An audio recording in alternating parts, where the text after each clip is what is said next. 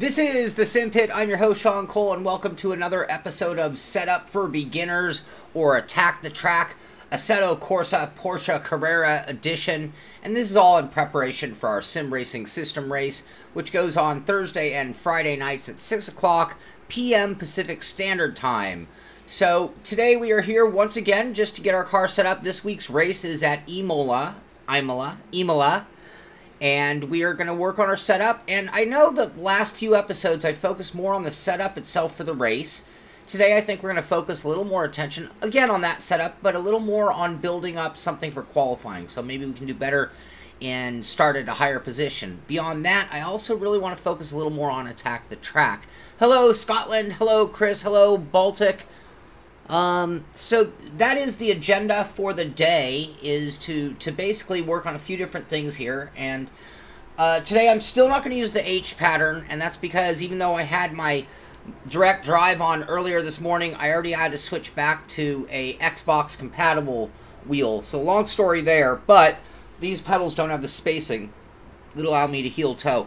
Hopefully I will get everything switched over for tomorrow's race, and I'll run my direct drive wheel with my Ricmotech pedals and the H pattern shifter. We'll go ahead and step up to heel toe driving, even though that might not be the best thing in the world for me. Hello, Stockholm, Sweden. Hello, Max. Hello, old hippie from Kentucky. So, again, let's go ahead and let me move this image out of our way so we can see what we want to see. And we should see the game there. I'm already in sim, as you can see. And let me go ahead and just go here. It looks like the stream is looking good, so I'm not too concerned about that.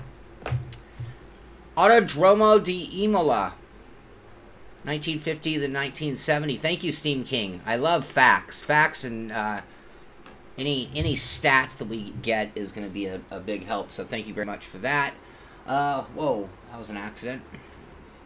All right, real quick, let me go back to the pits. I am not using this mic, so this should not affect you guys at all. And one thing I want to do is go ahead and make sure we load our setup. That's one thing we've forgotten to do a few times at this point. It wasn't Spa. Where were we last? Help me, you guys. Nürburgring. There we go. And let's go ahead and load. And let's go ahead and save. And see if that put it in the Imola folder like it should have. Ah, nope. Alright, now it will. Let's go ahead and Imola override. There we go. Okay. And again, thank you. From Pikes Peak. Hello, Boki Photo. That's awesome. That's a great place. I do not have a G27 anymore, and I would say that it's a fine wheel. Not great. It'll get the job done, though, every day of the week.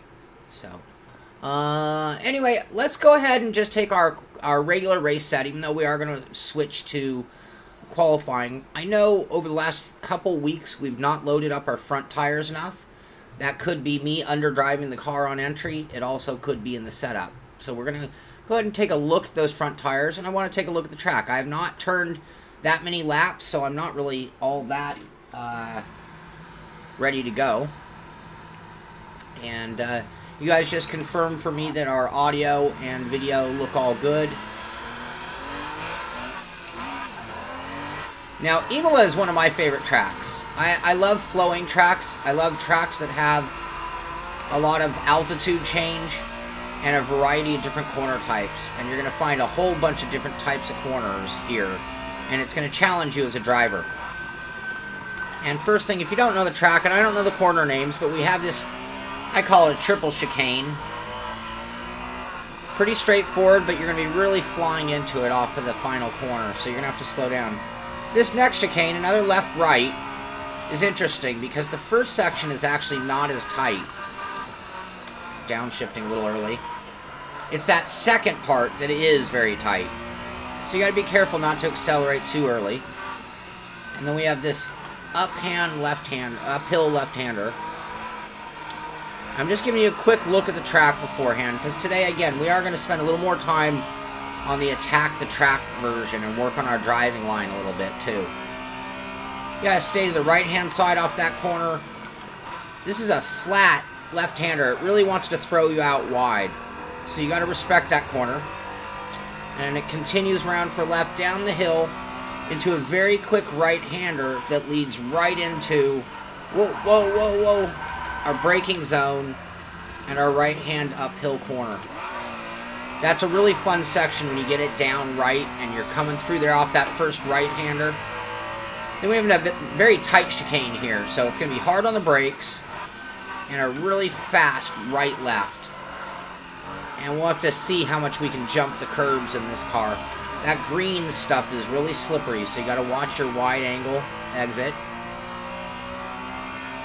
And now, this you got to also, this is tricky. You got to be patient to make the right to set up that corner. It's very hard to do. And again, it's a pretty slow corner. It's off camber, so it wants to push you out. Slippery over here, and then just another right, and then we're going to be launching for the start-finish line.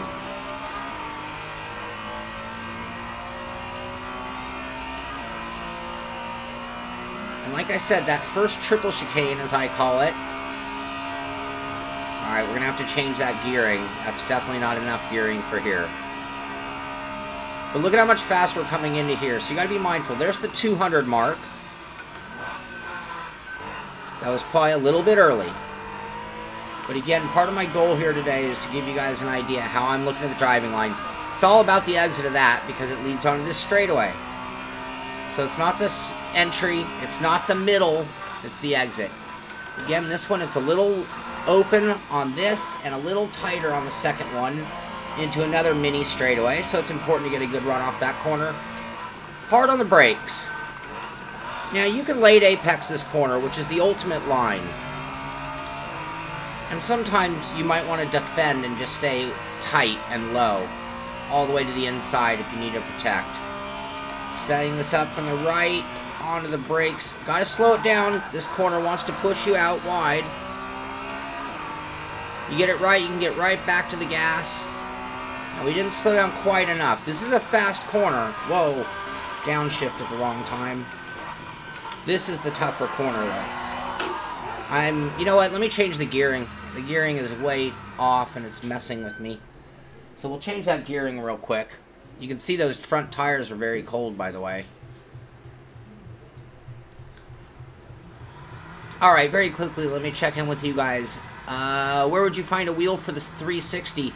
The Logitech makes a good wheel for the 360 and PC. Thrustmaster makes either the TX or the TSXW, which I have here. Fanatic makes a Xbox, a CSL Elite for the Xbox wheel. So you have 3 to choose from, different price points and different features. And Steam, I missed what you said about the kink to the left. Yes, I can't remember the name, but this is an aftermarket overlay.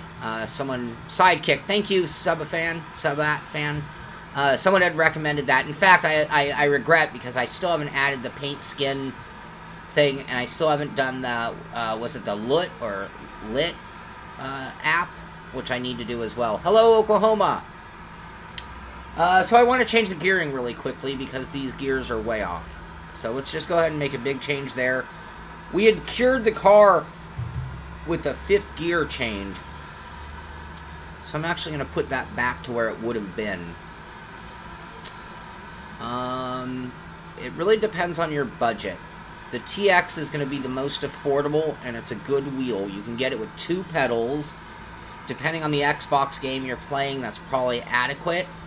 And that saves you money and gets you into a decent wheel. But the pedals are lacking. You can always upgrade those later. If money's not an object, the CSL is maybe a step higher up from that, and you can get a better pedal set with a load cell, but now you're up to more like 500 bucks. So, okay, there you go. I just wanted to make a quick change to that, and we can take this, let's go ahead and save our setup, because I know that's a change I'm going to keep. And we'll call this 3 Imola.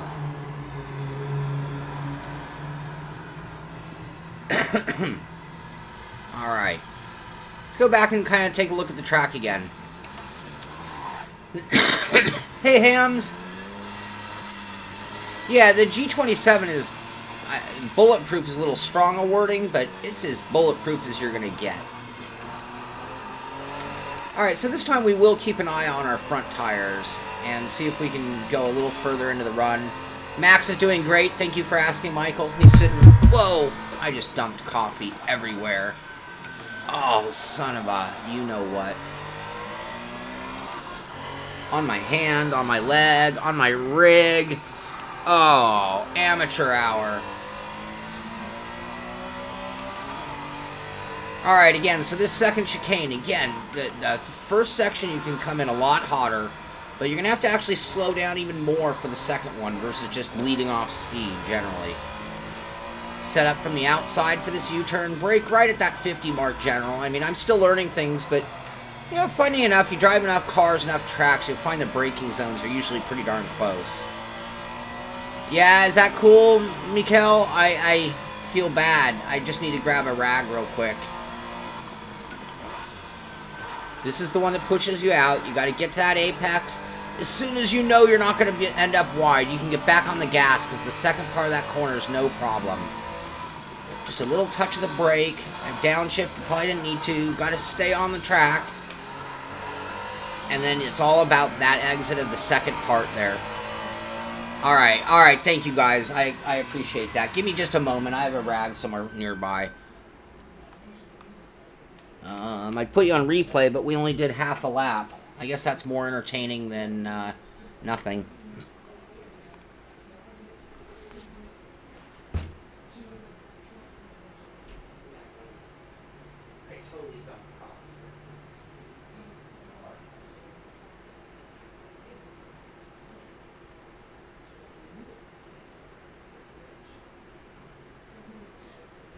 Alright, I'm back, you guys. Luckily, it didn't get on my cell phone, and luckily it did not get on my new microphone. That would have made it worse.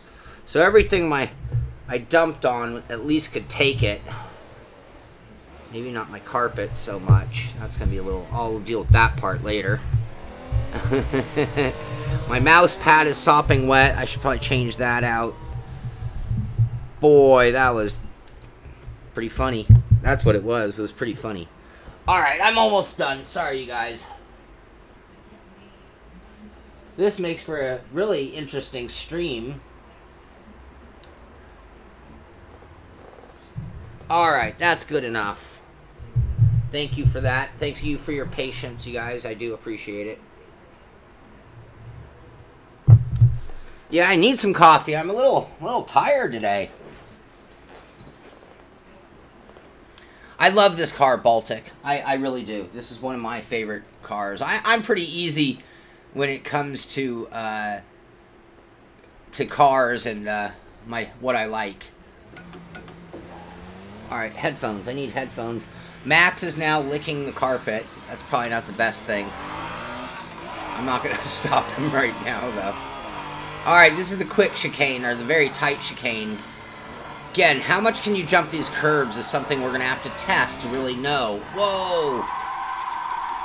And I've talked about the painted areas. Ball tuck. Gotcha. 5-hour energy. I'm more of a coffee kind of guy. Yeah, I know. I need a cup holder in my race car. Wouldn't that be awesome? Oh, see, you gotta not... The track baits you to go inside on that little right sweeper, and you got to resist it with all your worth. That slippery outside, but setting up this corner, probably could go down to second gear. We'll see when we get better line through there. Looking at those tires, you can see rears are heating up more by quite a bit. Alright, heavy braking zone for that first triple chicane. 200 is a little too much. We'll go about... Whoa! Whoa! Forgive me.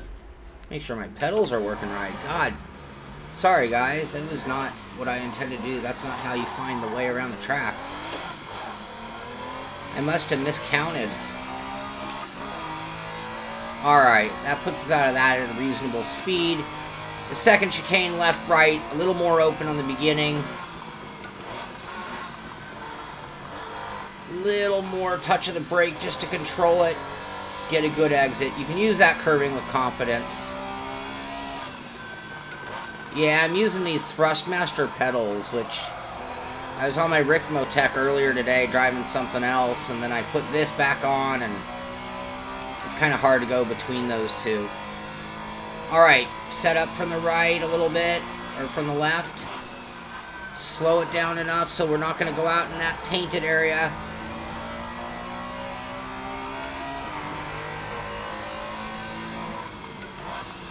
A little bit of a slowdown there, and then the big slowdowns here, and you got to get a good exit up this hill. A bad exit's going to cost you a lot of time on your lap. Now we're into that quick chicane. Brake just after the 100 for me there. See how slippery that painted area. Now coming around this left, you want to stay left because again it baits you to the right here. It just begs you to go right early, and you got to be patient. Whoa! Because that's what happens very easily. You swing wide, touch the brakes, you're still kind of like recovering the weight of the car. Yeah, I need a drink. I need a button. A push to drink button. Hey, El Bucho. 80-20 rig is sitting in a closet somewhere in a million pieces. Alright, let's go to the 200 and be gentle. No problem. See, I was right. That's braking a little early.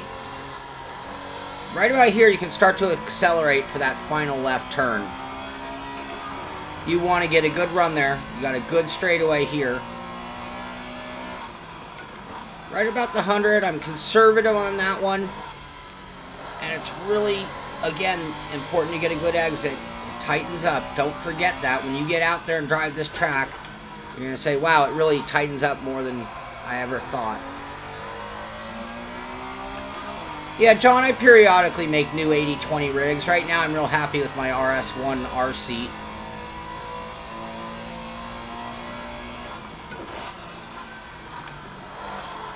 Oh, I got a little wiggle.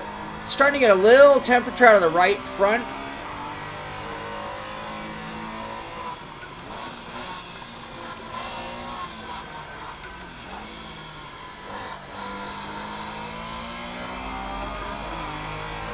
Car feels pretty good. You know, we are ultimately on a good setup.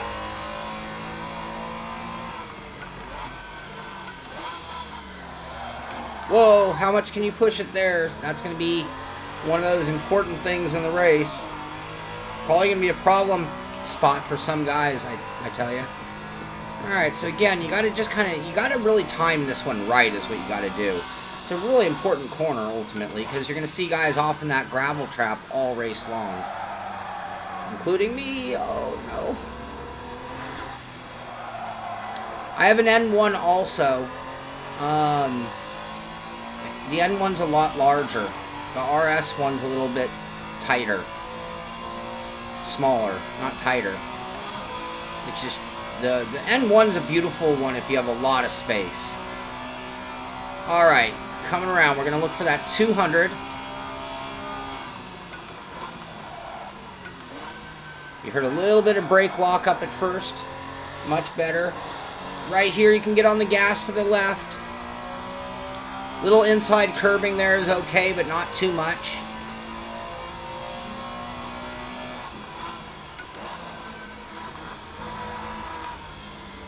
Oh, I'm a little late on that one. You can see I'm going to be off in the slippery stuff.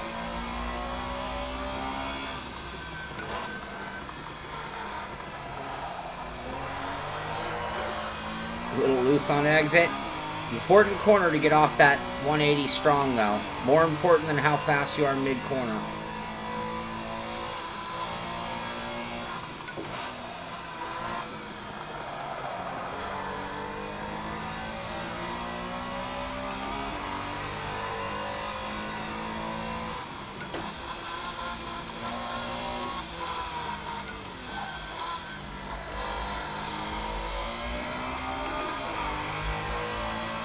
Alright, let's see if we can do a better job on that chicane.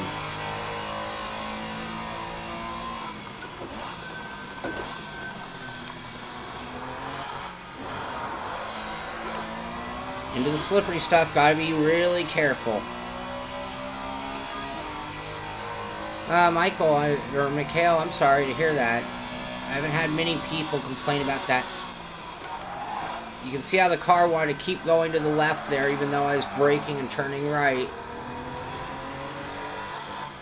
Oh, I pushed it too hard in that corner. I downshifted. Sorry. Alright. So that gives you an idea of the track layout, which I did want to... We'll keep working on our driving line. We'll see if we can push a couple of those braking zones a little bit deeper and get it under control. You saw on that turn 1, obviously, you lock up the brakes, you go way off, get the braking done right, and even at the 200, I left it a little too much and probably could have pushed it another 20, 30, 40 feet even. So, okay, let's go back to our setup real quick. We're not going to switch to a qualifying yet. But let's go ahead and, like you said, we can reduce our tire pressure in the front a little bit. I don't want to do it too much because we did, if you remember back to episode 1, bring them up and get much better results. Michael, my preference is long tracks. I love Spa. I love, you know, 3 mile and up tracks where you actually have to, like, memorize a good layout. I also like that it gives you a little bit more room to run around, and sometimes it means more important braking zones for passing as well. So the other thing that we really haven't done a whole lot of, but I want to go ahead and do here, which is that we can actually do 2 different things to put more weight on the front of the car. Keep in mind, this is a rear-engine car. All the weight is in the back on this car. That's part of the reason why we're putting so much load on the rear. It's not so much just that we are light on the front, but we're heavy on the rear if you really just look at the balance of the car.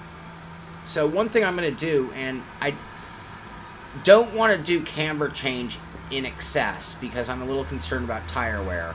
I would rather just get a little bit more weight on the nose. So we did a little bit of softening up just with the tire pressure change. Your tires are your first piece of your suspension if you really think about it. Tire pressure, the harder the tires, the less they move. The more they move, the more they act like a spring on their own.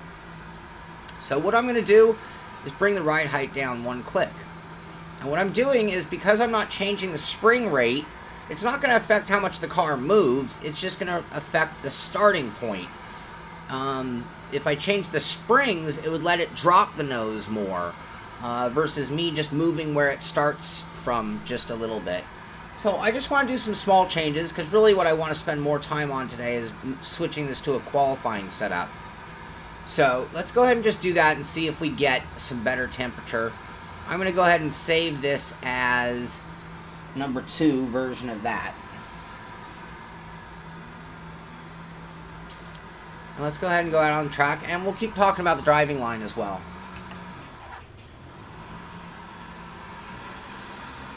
Yeah, Nordschleife is a great one. And I have to confess, I do not know every corner. I know it by sections. I just know little bits and pieces. I know the whole thing, but I have to put it together in my mind. And sometimes I forget when I'm out on track. But generally speaking, I can keep about the speed I need to be. I have some friends who are like, literally, like, whoa, pros at Nordschleife and know not only the layout of every corner, but like the names of every corner. One guy who comes into the room sometimes, Ben Worthen, he knows every corner of that place. Alright, so we can go a little harder into that one, and a little lighter into that one. I didn't respect the second one enough. Oh, into the slippery stuff. You gotta be very quick to get off the gas. Late apex on this, unless you're defending. It's slippery everywhere here, it seems, so you gotta kind of be a little careful with your throttle application in this car. Now this is that semi-off-cambered corner that puts everybody out into the paint. Really slippery out there. I would rather you went slow and stayed on the real tarmac than actually end up in that painted area pushing too hard.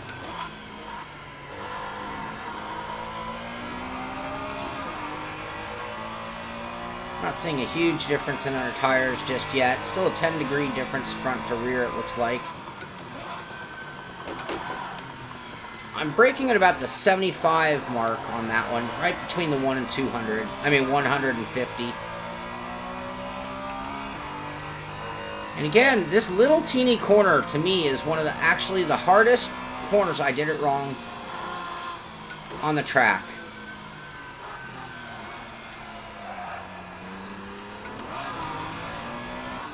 I think you could drop second with our gearing there. Alright, and back to the start-finish line. It's a pretty quick lap around here. Again, if you notice, though, we have a lot of elevation change. We have a lot of different corner types. Some heavy braking zones, some light scrub braking zones. 250, 200. I'm going to stay conservative.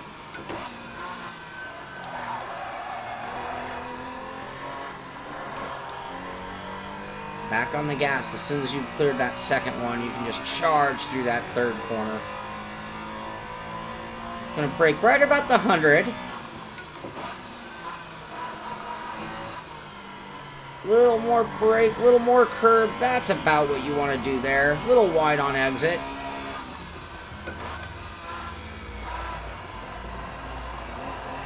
A little too hot into that corner.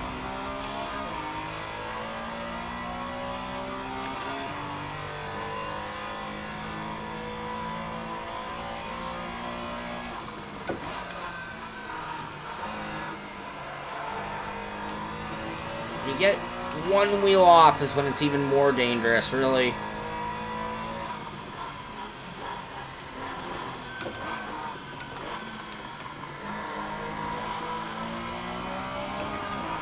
Leaving that downshift into third into the little straightaway so I don't unsettle the car. Right there for braking. Try to use a little curb. Whoa, that was me under braking. I locked him up.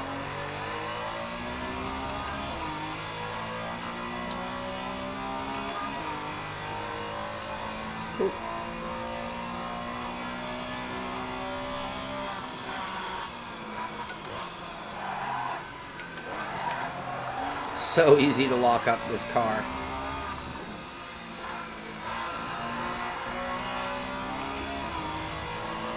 Not a bad lap, though. Now we're getting somewhere.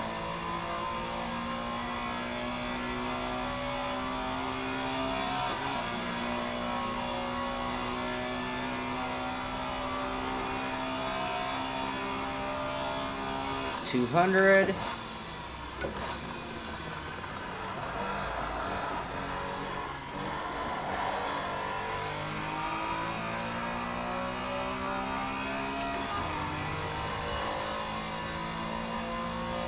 Right at the 100, gentle braking for that one. Just a little more scrub of the brake. Right at the 50 on that one. God, every time. The camber on that corner makes it really hard to get back on the gas. You want to because it's uphill. You feel like you're going slow. You can't stand it? Well, sorry about that.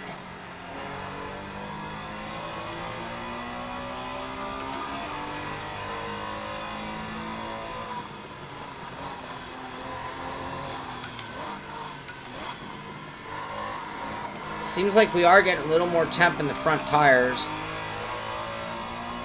Setup still feels good. We didn't ruin the balance at all.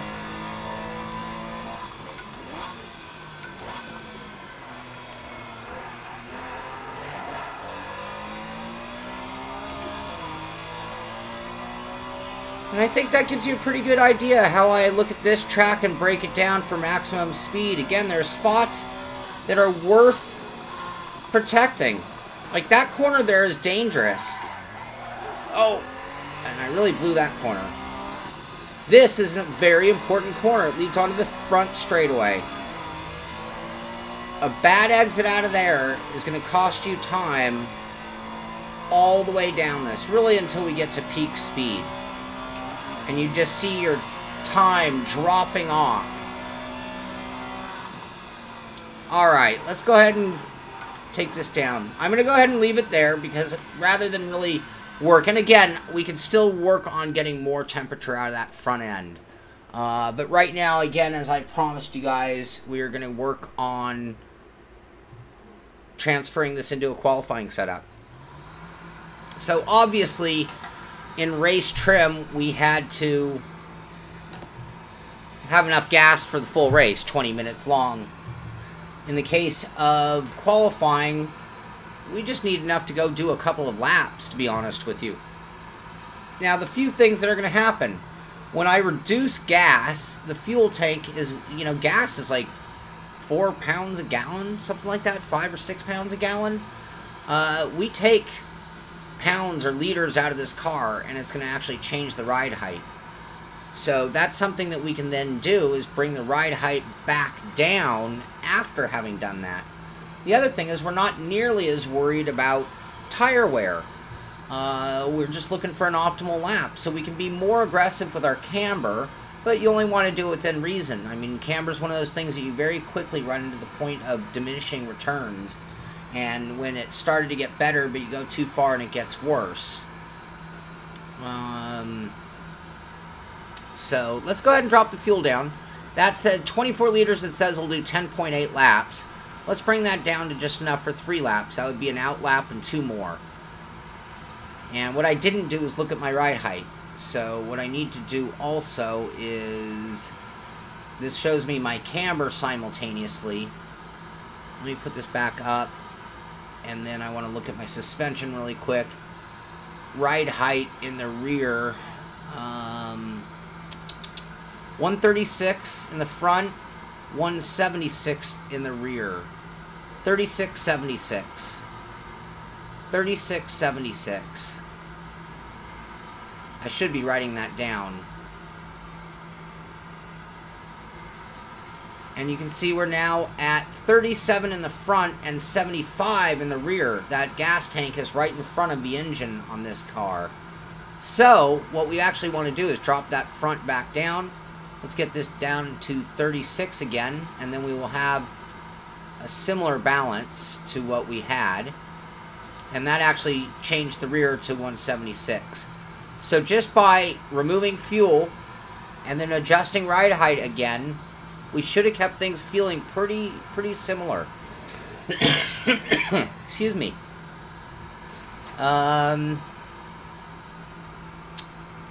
The other thing we want to do is, I want to go ahead and get a little more aggressive with our camber. Again, we had cold tires. We want to warm them up quicker. So we're going to add a little more negative camber. And again, if you don't know camber are the front wheels. These are the front wheels. Negative camber is the tops of the wheels moving inward.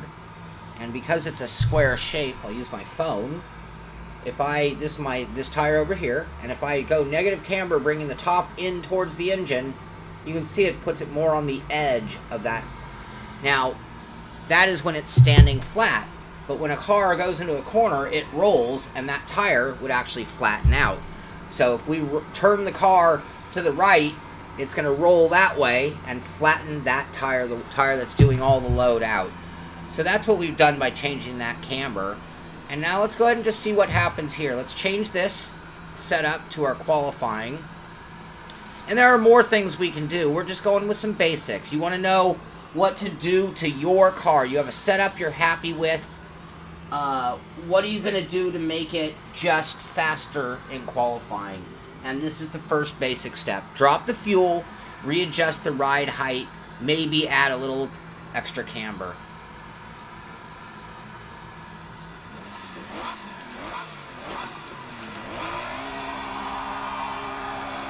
You can see we already have the fuel warning up.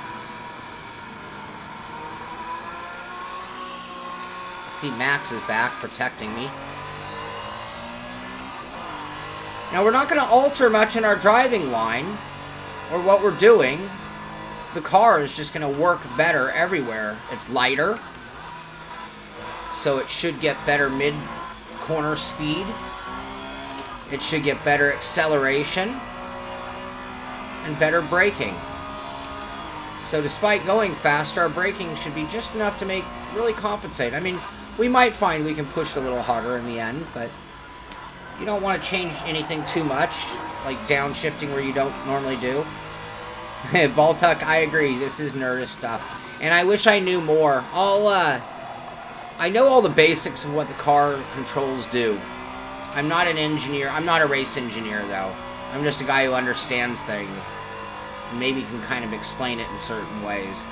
But what we'll do is we'll try to get some people for that next level stuff. So after we've done enough beginner level, we'll get somebody who knows more than I do about setup and get them producing videos to help us all, myself included. Double downshift here. That was the change I made. No, it's still on. I see it. Do you guys see the chat? Or did the chat drop for you guys?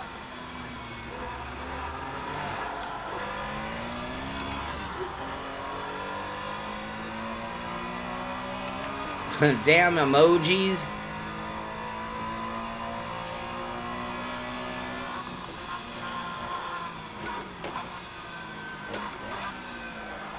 I'm okay with dropping a second there with this gearing, by the way. Because this corner, you're going to need it, really. Oh! Maybe not. Alright, here comes our first time lap with that setup. Our tires haven't changed a whole lot.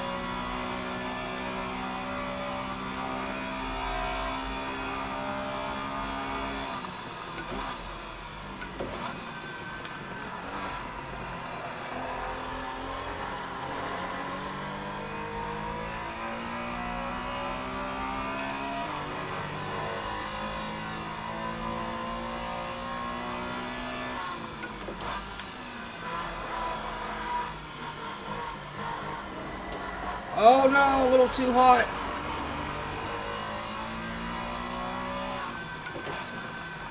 Yeah, I have Project Car's a long story. I have two copies.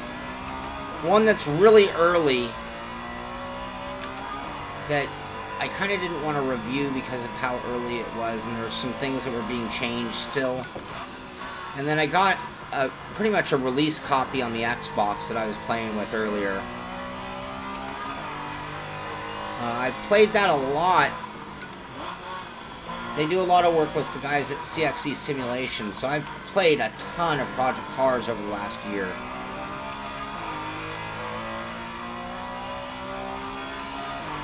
Alright, we're a little slower than our best lap so far, even though we're in a car that should be faster, but I've made a few mistakes.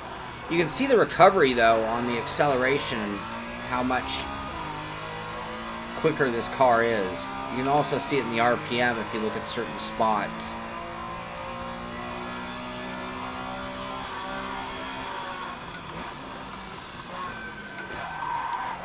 Whoa, alright, we are going to have to leave it in third and maybe a downshift for there as we're adjusting our driving line. So we came off that corner 5/10 behind. You can see the arrow just turned green. The car is quicker, even with a worse run off the corner. It was catching up.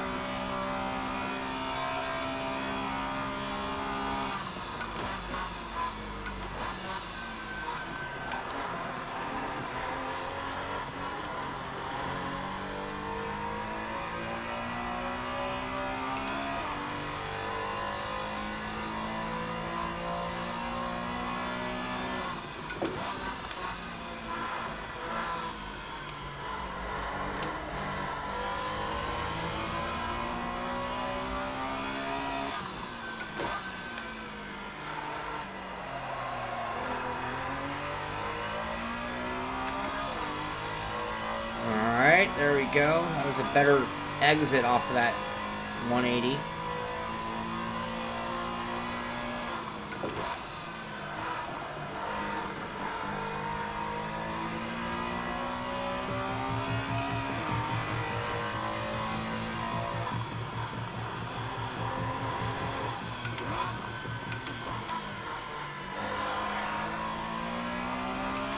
Another thing we want to look at is when we complete this lap, we want to look at how much fuel we have left.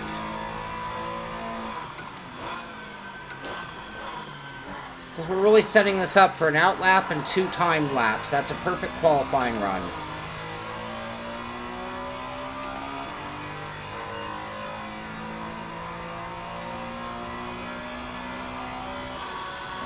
I'm feathering the throttle on that corner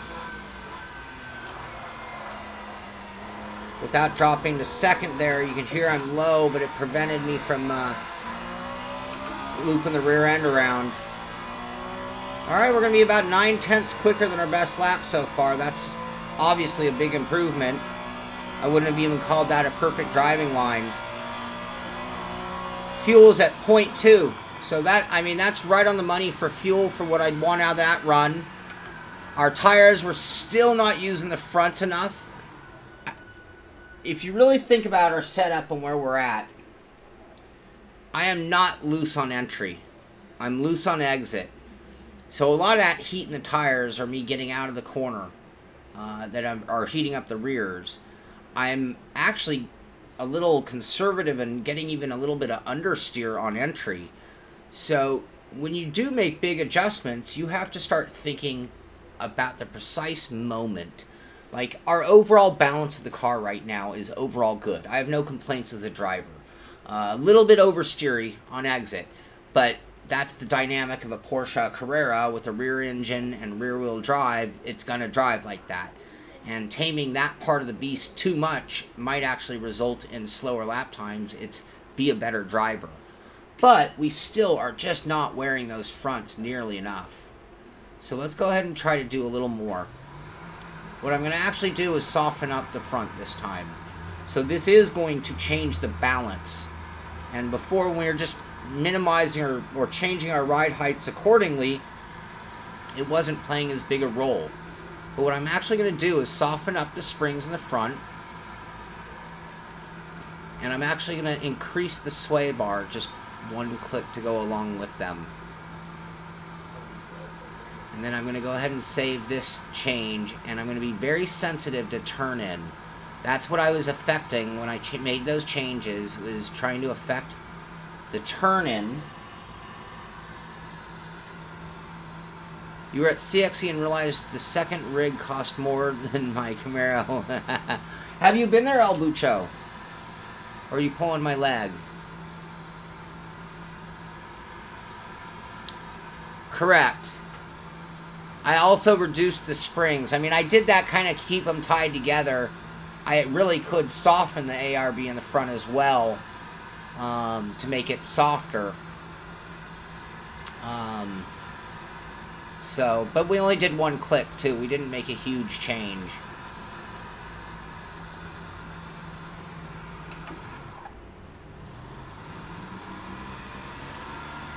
On real lift, they raised the rear a lot.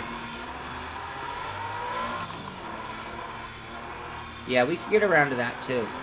It would certainly be a worthy thing to try out.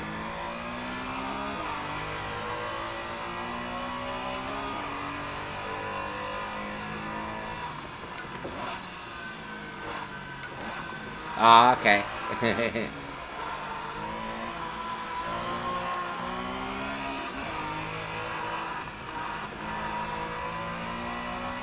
Lanigan, do you run on the Xbox or PS4 or the PC or all of the above? What do you run?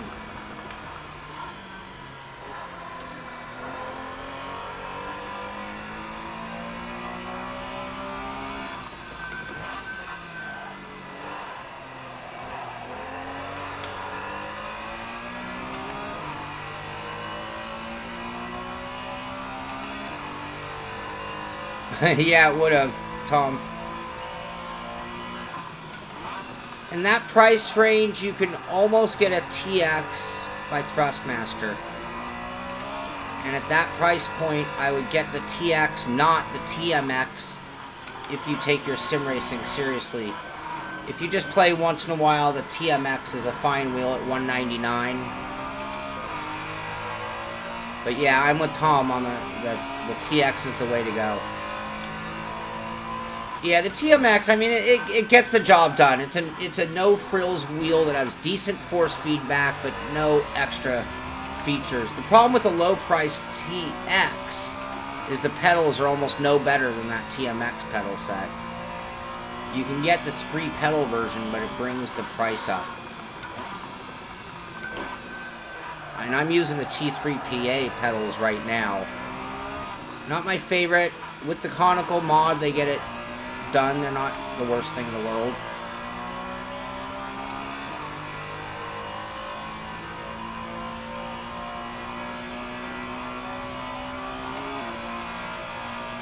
Alright, here we go. First time lap. We really haven't made much of a change in the temperatures, it looks like.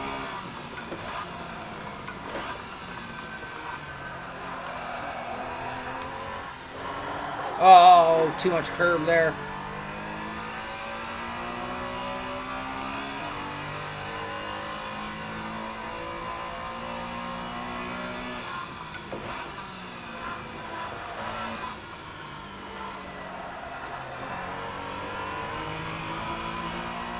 I seem to really be making a mess out of my outlap each of these last sessions.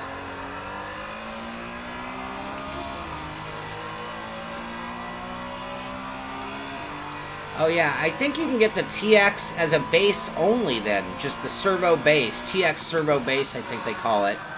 And then buy your favorite wheel rim to go along with it, because the one on your TMX won't work. It doesn't come off.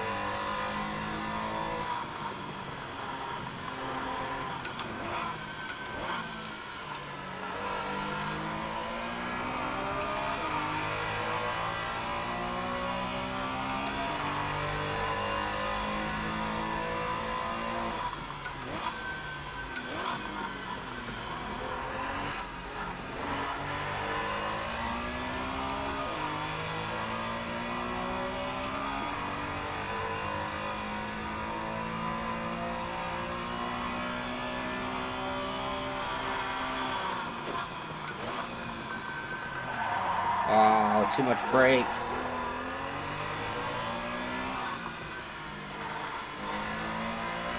Alright, let's try to do better this time.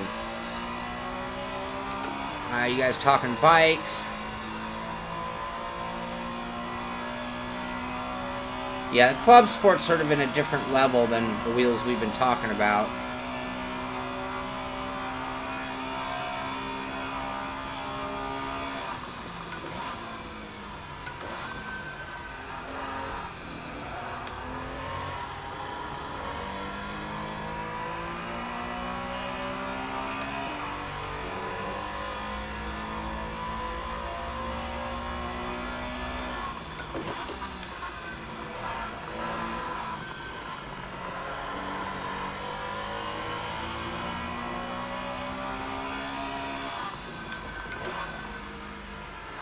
A little slow and low on that one. Roll on the throttle easier.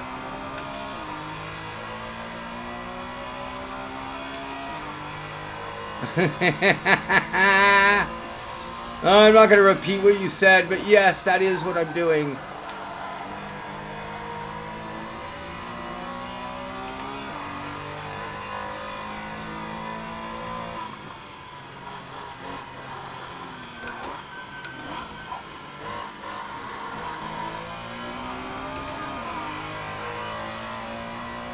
There's no such thing. You can't multitask. It's impossible.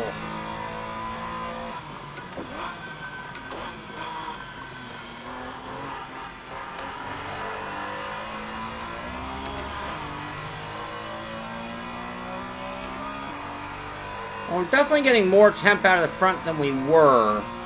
Not by much, though.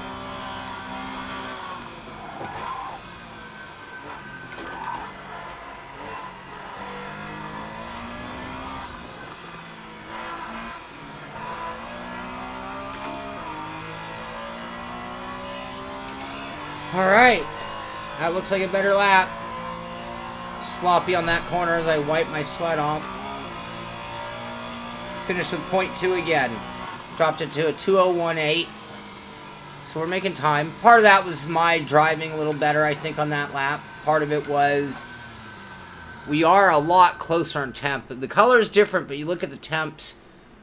That right front is getting closer to our rears. Now me,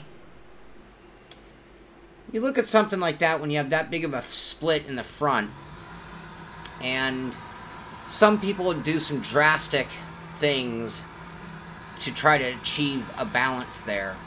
And it's one of those things that I kind of believe, especially for us beginners, it might not be worth trying to chase a tire that just isn't working as hard. It's not working as hard because there's a predominantly left-hand turning track, or at least the ones that are stressing the tires, and all we're going to be doing is putting it down on the ground harder, trying to get it warmed up, and that's going to hurt us on the opposite corners. So I would still rather just try to get more temperature into the front on its own. Oh, Wolf, you just need to get out there and turn some laps. Now, one thing I'm going to do is, I still want to soften things up. I made that roll bar change with the shocks. I just don't know at what point, if we go so soft on the shocks, that it starts getting really bouncy on us. So I kind of tried to keep it a little tighter. Yeah, the next step down, we are at full soft in the front. So what I'm going to do now is go the opposite and go one click up in the rear, and I did take one click off on that front sway bar.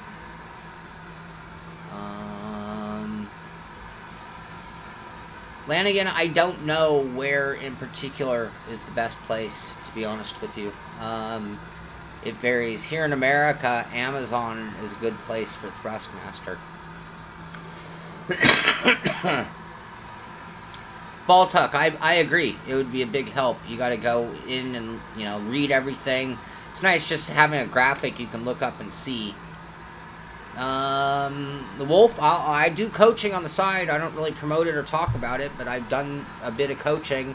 Admittedly, my coaching gets you from not doing this to my level. If you want to be an alien, we'd have to get you a better coach. But, you know, you get coaches for different levels of your development as well. I'm pretty good at getting you from, I don't know what I'm doing, to, okay, now I can race. MTS, that's a whole topic for a different discussion, a different day, I think. Not agreeing or disagreeing with you, I'm just saying that that could be a long topic. Alright, we're going to save this one again. I like to save all my files. We can delete them when we're all done and we know what we're doing. Imola. SMC Imola 3. So we'll save that, and let's take this out for a drive real quick. We kind of refined and worked on that driving line, so when we talk about the attack the track, there are some real important moments. I'm going to go a little slower one more time on this outlap. And I just want to tell you a few things that occur to me as I drive, and I've said them while driving. There's my legal pit exit, by the way. So this corner here is, again, a pretty quick entry. Curbing is okay. What's important is to get your car to this point as fast as you can. And the wider you come out of that second corner, the harder it is to make it back on the gas. If you get your car to here, while moving, obviously, at this moment, you can already be full throttle charging at that left-hander. If you swing wide, you're going to be off the gas trying to get set up for the corner. There's plenty of room to work with. The more you can line it up, though, the faster you're going to be on this straightaway. Same thing here. It's really funny how this one is a very quick entry into this chicane. And this one is tighter, as I mentioned. So you got to be patient to get back on the gas or you'll push it right off. This corner is long, and there's not a lot you can do but set up the exit and be very careful because it's very loose. That's a downhill corner. It's trying to slide you off the end of it. We talked about the dangers of this corner. I want you taking this more to the inside. You get out here, and it's a nightmare. The car is just slippery, and you can get a cut. I changed my shifting. It's a little scrub of the brake. Get it straightened out onto the brakes, 2 downshifts to set up the uphill. I guess listen to what I say, not what I did there. Braking zone is right between the 150 Right about there. Down to second gear. Little curbing's okay, and you gotta complete the corner. I don't even care if you get loose like that. That green stuff is slippery, though.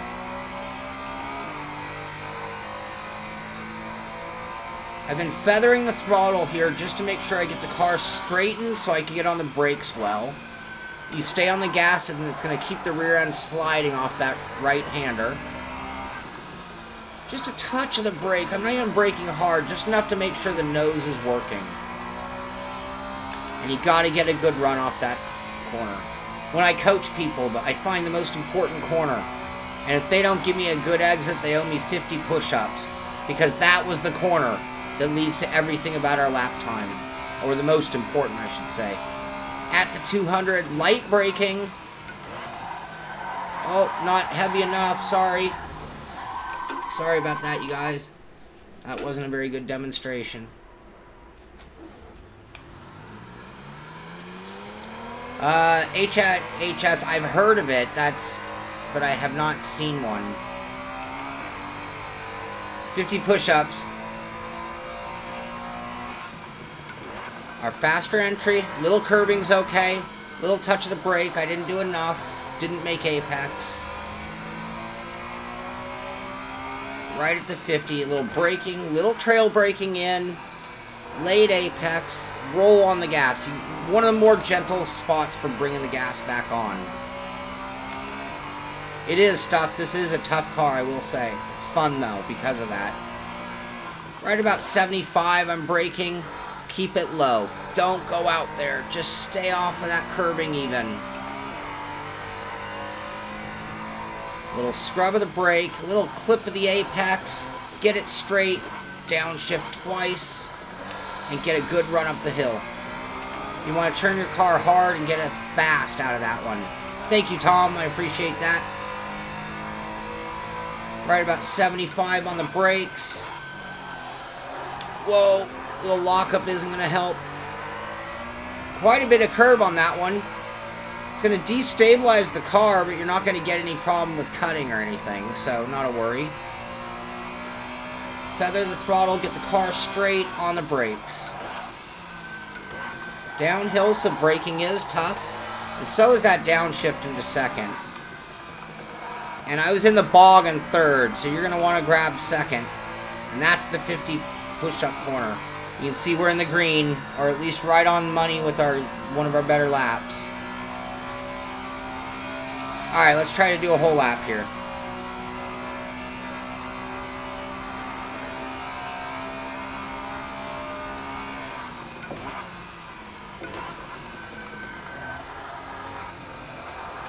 Get it straightened.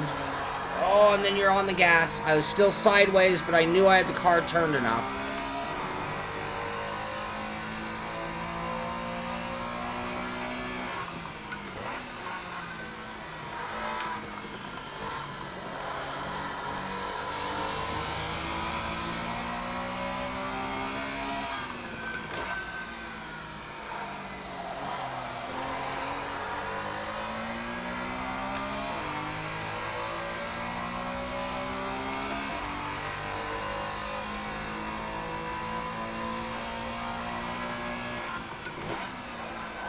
A little late on the brake there. I had to brake extra hard.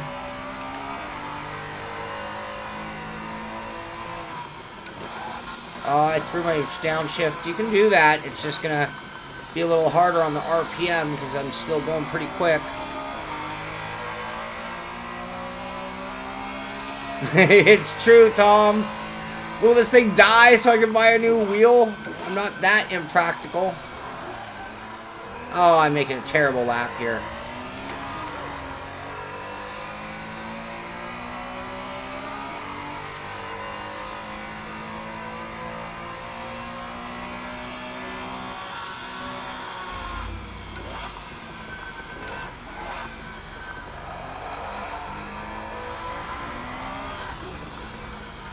That painted surface, all of those painted surfaces on the outside are dangerous. Alright, that was a terrible, terrible lap. Sorry, you guys. This is Assetto Corsa for the PC, and we are running it with the Porsche Pack 1 downloadable content, and in that selection there is a Porsche Carrera Cup car, 3-liter RSR I should say, and it's a really fun car. This is before all the luxuries of modern racing, you know, ultimately no paddle shifters, I shouldn't be doing that. It is no traction control, no ABS, big, strong, torquey motor behind the rear axle. It's a fun car. And if you're interested in racing with us, you can join us on Sim Racing System. I'll go ahead and type that in just so you know. Sim Racing System.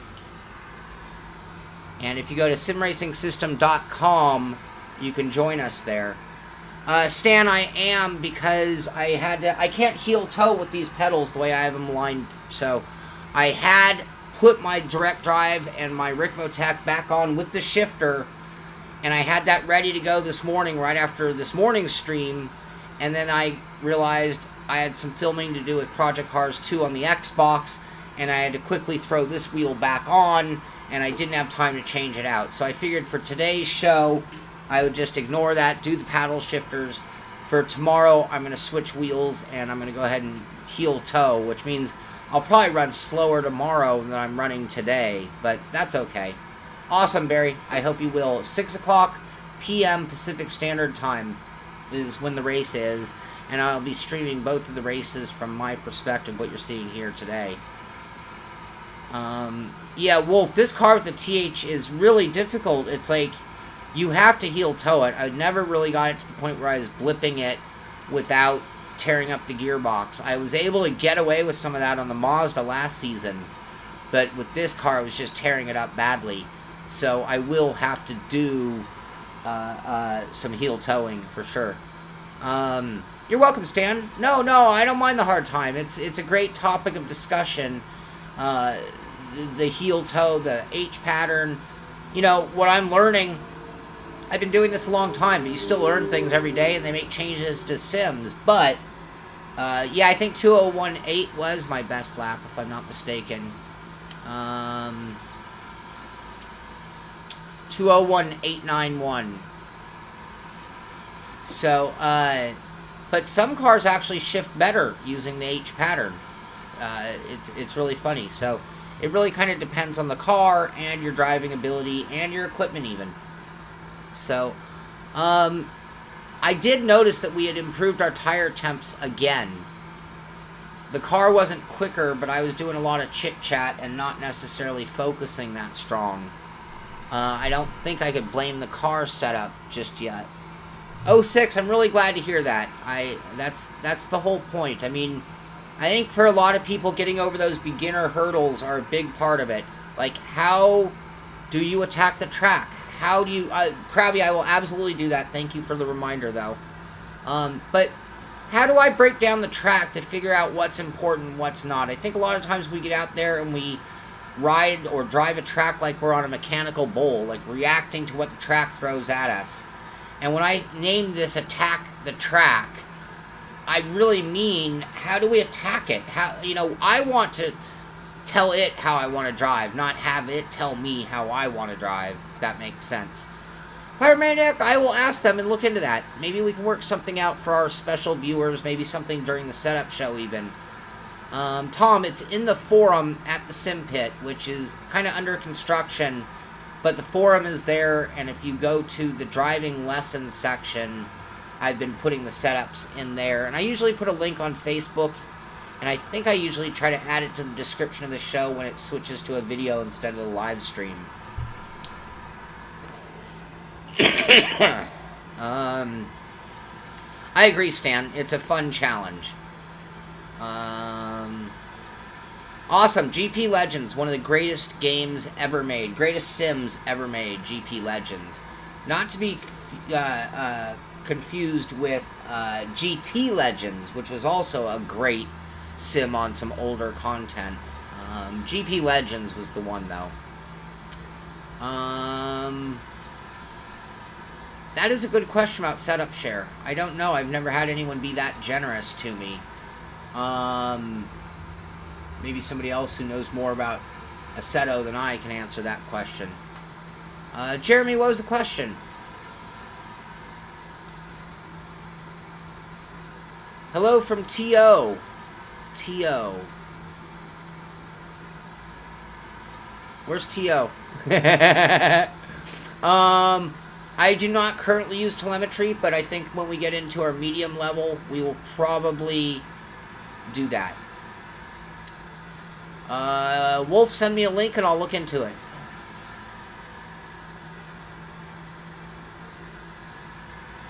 Tom,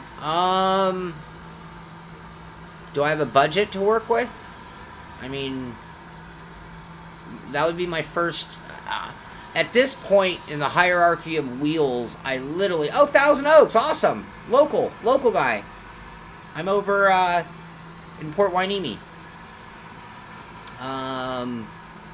Hello, Kentucky. Yeah, so what's the budget? I have a different wheel for just about every price point there is at this point. And I will look into transferring the setup elsewhere, and I will definitely have it in the forums at the Simpit under driving lessons. So, I want to do one more run on that setup to see if we did make chickens. Smooth, well done. You, you make improvements. You totally got me to say chicken. Awesome. TheSetupMarket.com. Alright, I'll look into that. I need my pad nearby, but I'll look at the chat afterward. For me, I kind of like doing setup changes, though. Alright, we'll make this our last one, though, just to see if I can do better, and then we'll upload this setup. I'll do the race setup, so there'll be two, the qualifying and the race setup. Steam King, see you later. 9 a.m. tomorrow for the news. Hopefully we have some good news tomorrow.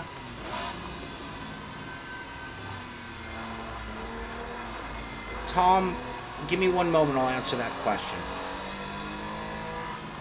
I mean, I love my Bodner wheel, but at $3,000, it's hard for me to really allocate those kind of funds even. You know,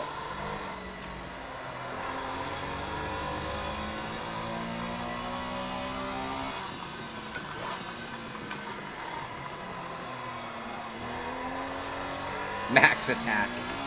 He's right there. He's always protecting me. Great dog. Except for the excessive barking.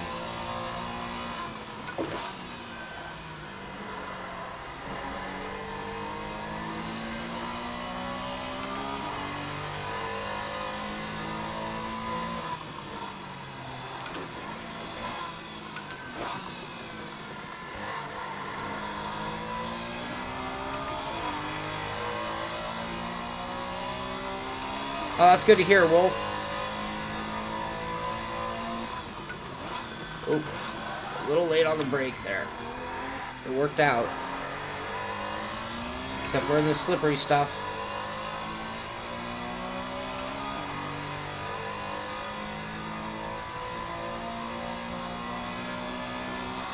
A little too inside there. That's what I warned you guys about.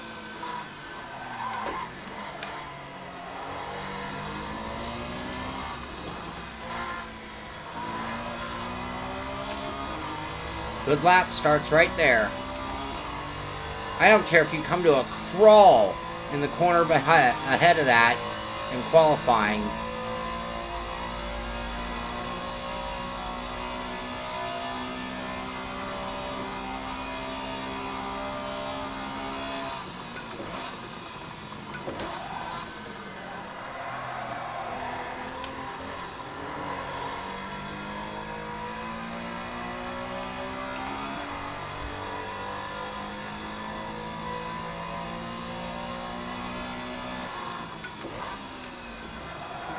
Whoa, a little too hard in there.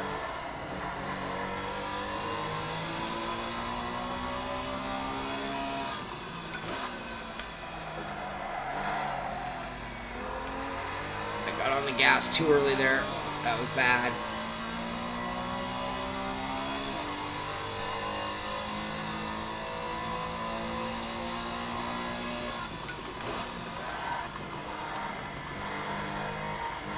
into the slippery stuff a little bit. I feather the throttle.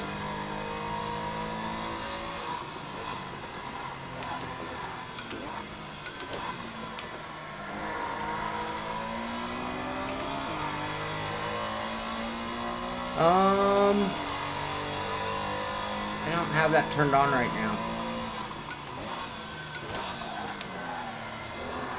Whoa. Definitely have not been doing as well on my second lap, or not the out, but the second lap. Shifted early.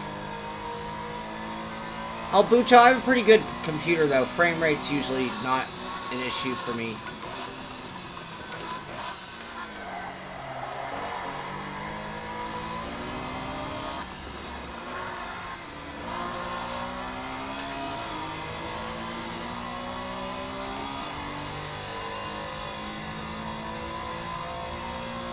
We all have dogs. Maybe we're all lonely people.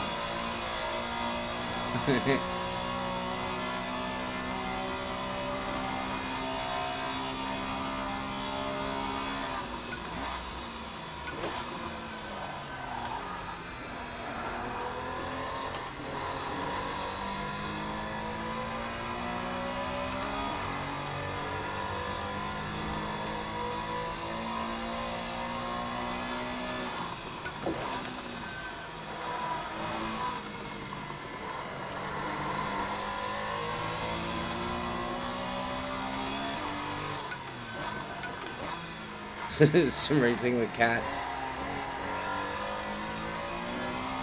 Someone said Toonses the other day. I have a 1080 Ti.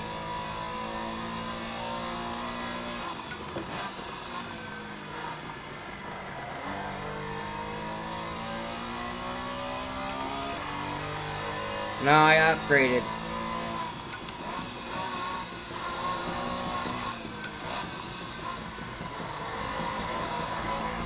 Ah!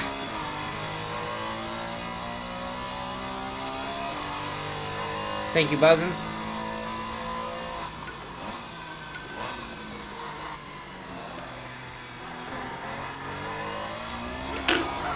Shoot, I've warned you all day long about that.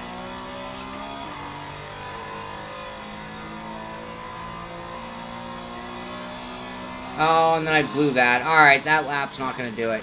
Alright, I can tell you though, I think that the second version has more potential. I still haven't gotten it done, but part of what's going on is I think I'm getting a little bit more traction out of the front and getting a stronger turn in.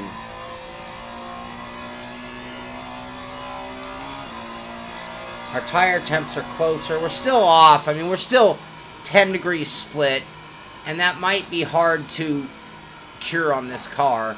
We'll keep pursuing it, but again, we're doing this in little bits so that we can kind of really get a good handle on what's going on.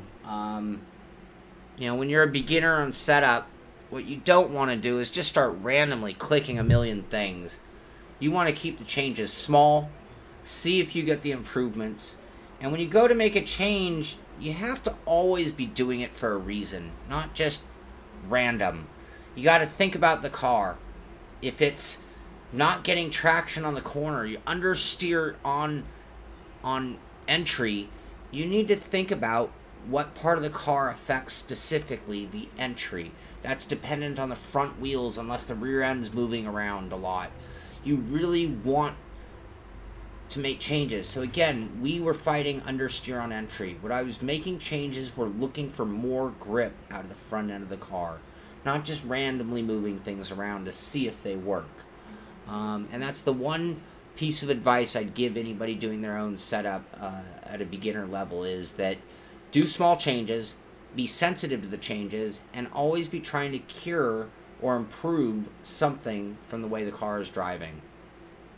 So that's my 2 cents on that topic. We're over an hour here now today, so we're going to keep it simple because, again, at some point you start going backward. And sorry, I have a dog hair. That's what I keep picking at, is I have something stuck to me.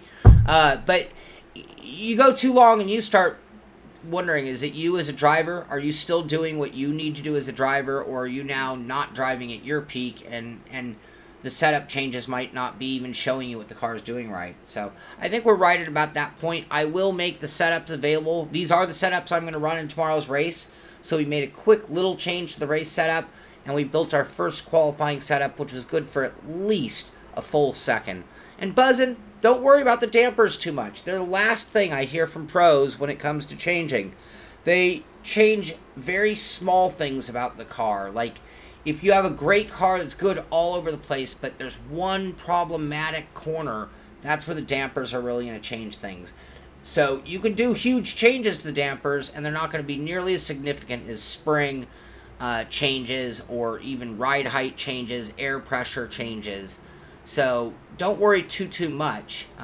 We've done some definition stuff on dampers so you can understand what they do and how that would affect things, and we can go into that more as we get further along with this setup.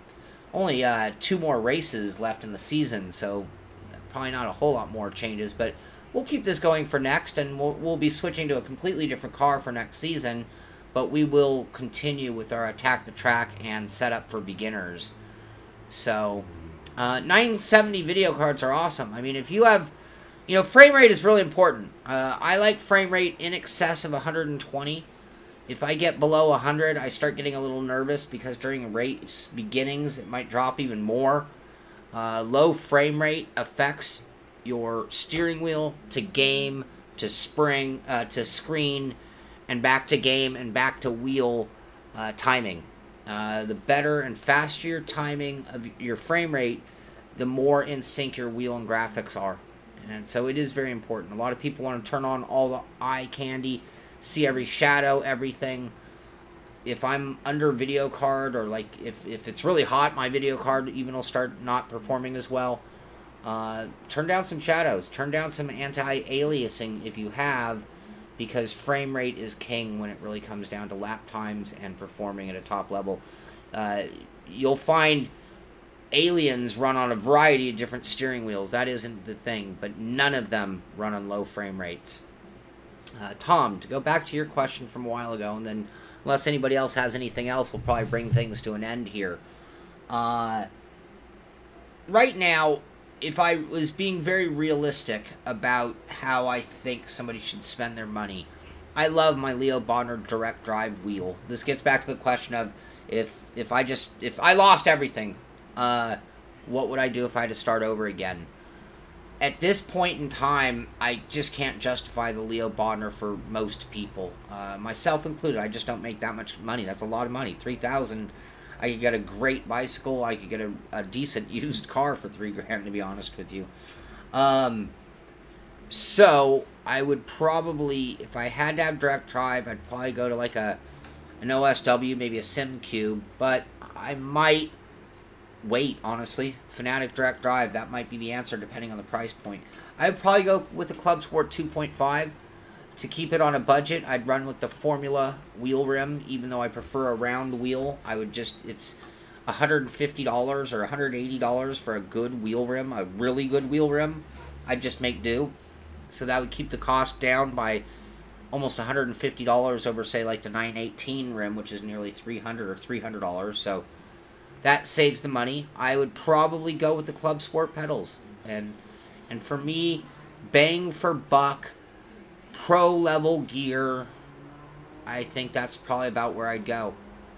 AccuForce Pro's fine at $1,300. At $1,300, you can look at a lot of OSWs, and you know, once you get over $1,000, I stop worrying about a $100 or $200 difference. And when I'm below $1,000, when I think it really takes things from being a different price point entirely.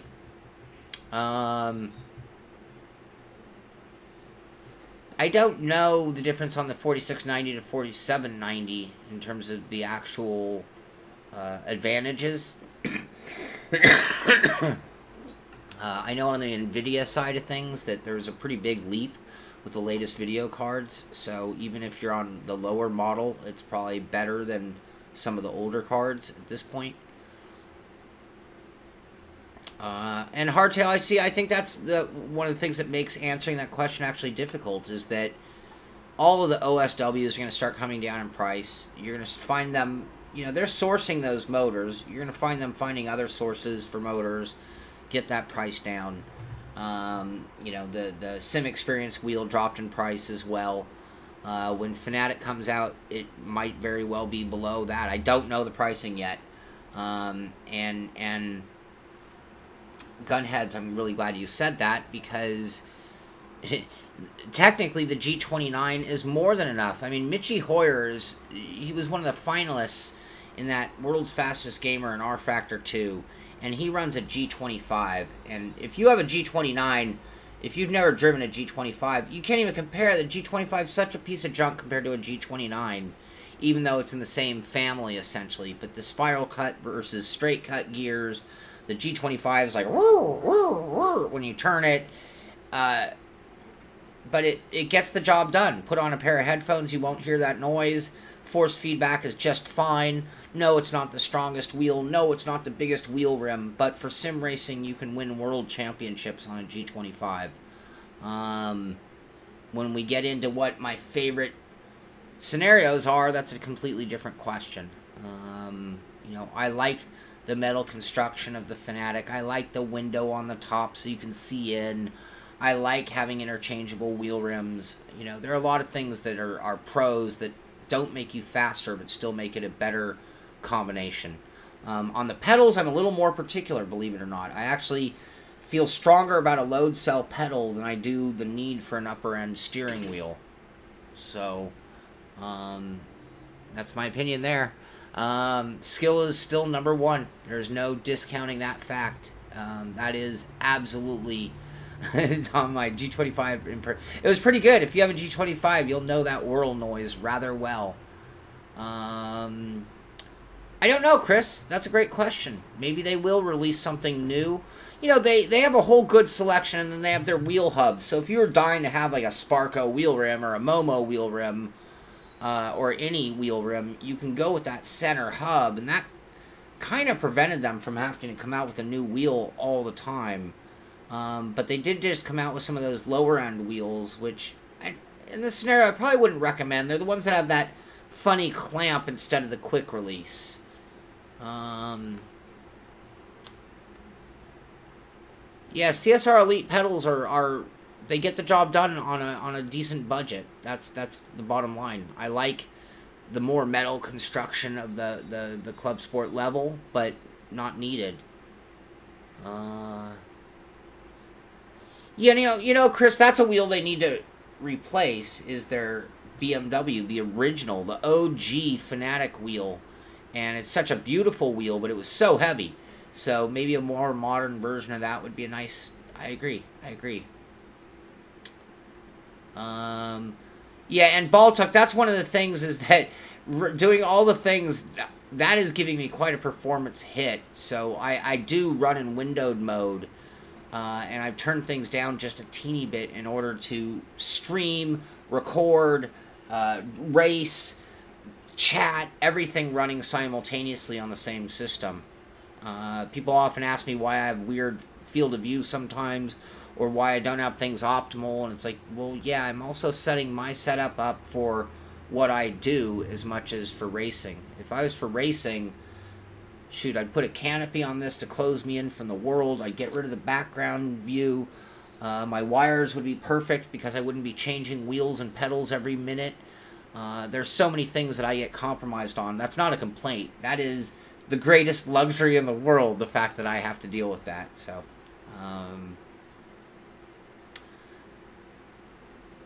Wolf, I try to avoid USB hubs at all cost.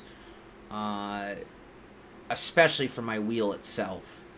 And almost every instruction manual will tell you to avoid it. If you really are short on USBs, I'd buy a USB card and install it into the computer. You're going to get better luck than a hub. I missed that question on load cell. If you repeat it, I'll answer you. I missed it. The Rick Motec load cell mod is a huge improvement on any of the pedals. When I first did the G27 one, I believe it was, it had so little movement, but I thought it was a little too much like a Formula 1, but I believe he makes several different models now, so you can get a little more action out of the pedal if you want. I also use that Race Pro mod for the Fanatic, and you can get used to a pedal that doesn't move at all, that just purely works on pressure. So it's still better to work on pressure than movement, in my opinion, but I like a little bit of movement. What do you think of the Thrustmaster Well Letter Edition? I'm not sure what you mean there. Barry, the tires are fixed on this car. You can't change the tires or the compounds.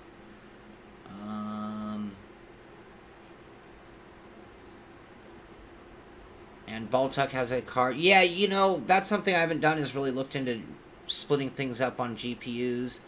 I could probably get a little bit more out of my system, but right now everything's running okay. I'm not complaining, but if you have information, you can email me. Sean, anything. If you guys have ideas for the show, comments on the show, improvements for the show, things you'd like to see on the show, email me. Sean, SHAUN, @thesimpit.com, and I'll answer your question for sure. If it's an idea, I'll definitely add it to the list. Yes, and I was playing the demo earlier as well. That was one of the reasons I went back and forth on wheels. I wanted to see if it would work with my direct drive. It did recognize it, but it wouldn't give me force feedback, so I went back to this, and everything worked fine there. Pretty good wheel support out of that game, though, so I'm looking forward to the full version. Damper mod on the throttle pedal with the V3 inverted. No, I used the damper on the brake, and I didn't use it on the gas. Yeah, the demo was... Yeah, we'll probably talk about that on the news show. I'd like to get some people's opinion on that. It's beautiful. I'll say that. It is gorgeous. The car you like the best looks like the most fun for the next series. Stan, yeah, I think we're going to... 312, is that what we're talking about? Yeah, the old F1. I am pretty sure that is what we're going to run in the sim racing system next season. So we have 2 more races in the Porsche. It's been a blast. I'm not even looking to get rid of the Porsche. I would do that again in a heartbeat. But that new Ferrari is really fun. So, but it does mean more DLC. So it's going to cost people another $7.99 to join our series. I don't like doing that to people, but oh, it's such a cool car. So, and it's Ferraris for $7.99. What are you going to do? If you like Assetto Corsa, buy the car pack. It's worth it. TX Leather Edition. Yeah, that's a really nice one. I've touched it. I don't have one. I have the 458. I have the F1 wheel, and then I have the Sparco, which is now my favorite of the wheels for Thrustmasters. Wasn't a huge fan of that TSPC wheel rim, the U-shaped with the cutoff. It wasn't the shape of the rim, because I actually have a Momo one of those that I like. It was that the buttons, it didn't really get me. It wasn't fancy. This is fancy.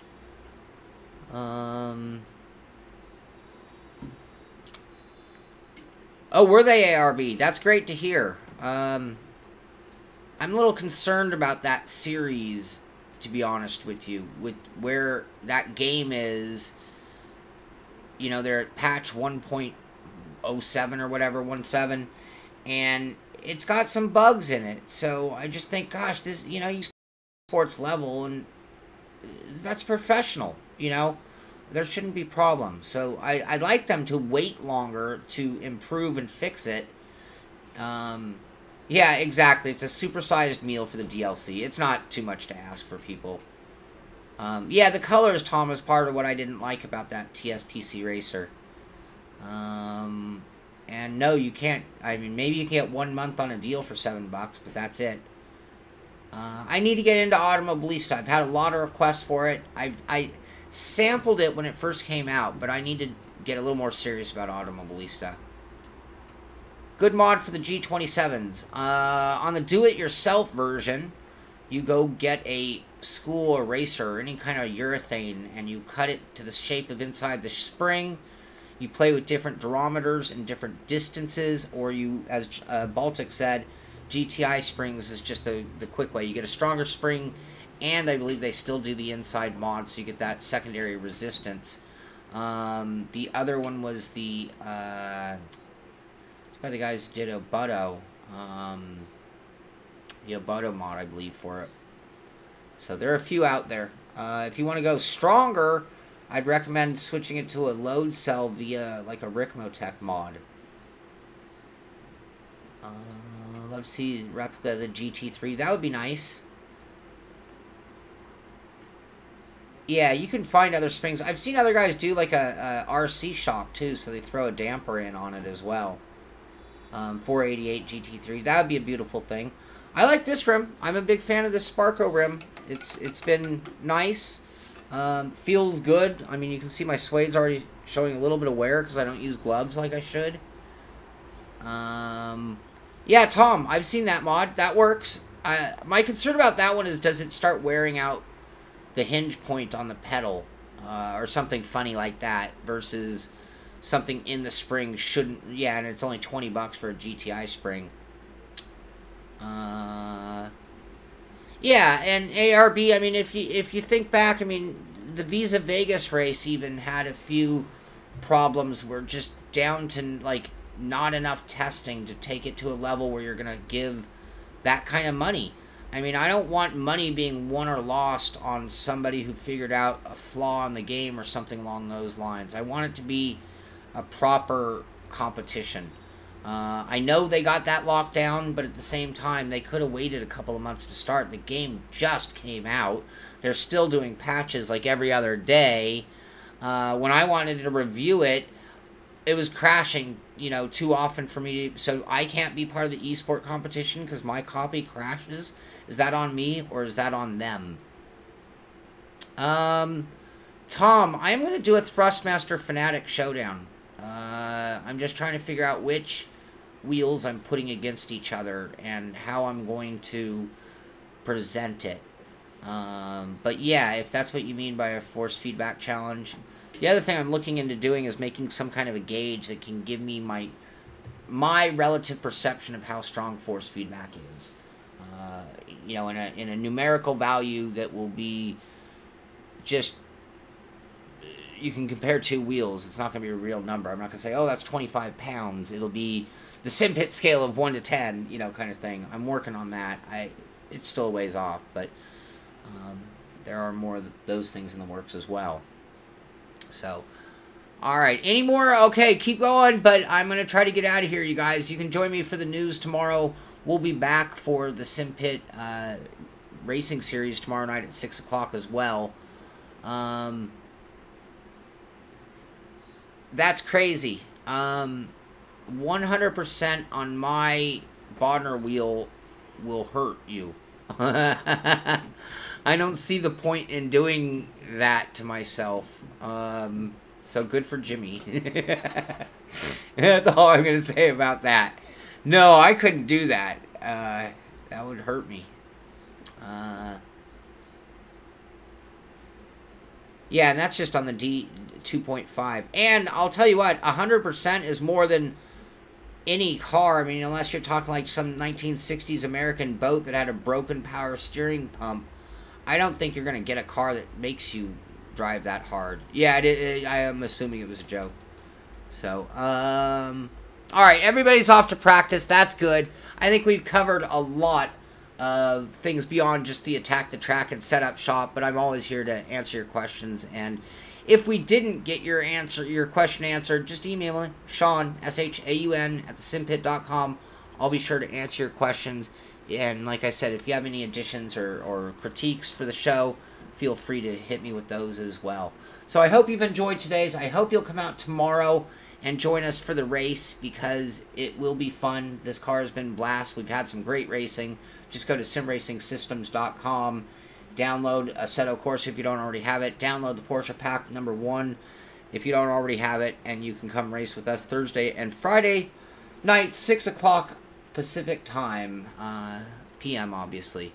So, Stan, I will try to do that. I'm going to put that on my list. I will try to get that so we can show your guys' paint schemes for tomorrow.